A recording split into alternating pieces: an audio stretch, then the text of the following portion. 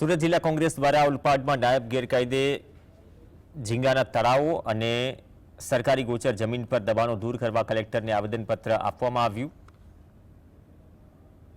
ઉલપાડ તાલુકામાંથી પસાર થનાર high tension line સહિત ખેડૂતોના પ્રશ્નો બાબતે પણ રજૂઆત થઈ। સમિતિના મહામંત્રી દર્શન નાયક સહિત કોંગ્રેસના કાર્યકર્તાઓ હાજર રહ્યા। આજે પ્રાંત સાહેબને એક આવેદનપત્ર આપવામાં આવ્યા છે। ખાસ કરીને ઝીંગાના તળાવ, સરકારી જમીનમાં દબાણ।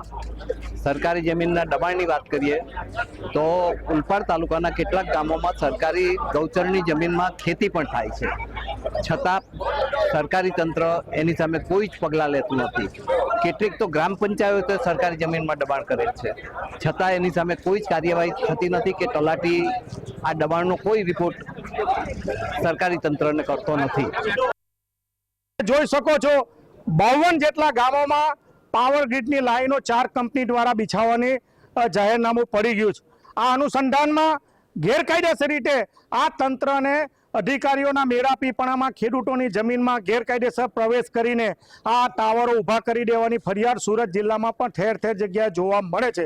આ અનુસંધાનમાં વિનંતી કરવા આવ્યા છે કે આ ફળદ્રુપ જમીન ઉલપાડ તાલુકાની 52 ગામોનું જે માસ છે એ તૂટી ન જાય એટલે જાહેરનામું રદ થવું જોઈએ, એના માટે રજૂઆત કરવા માટે આવ્યા હતા।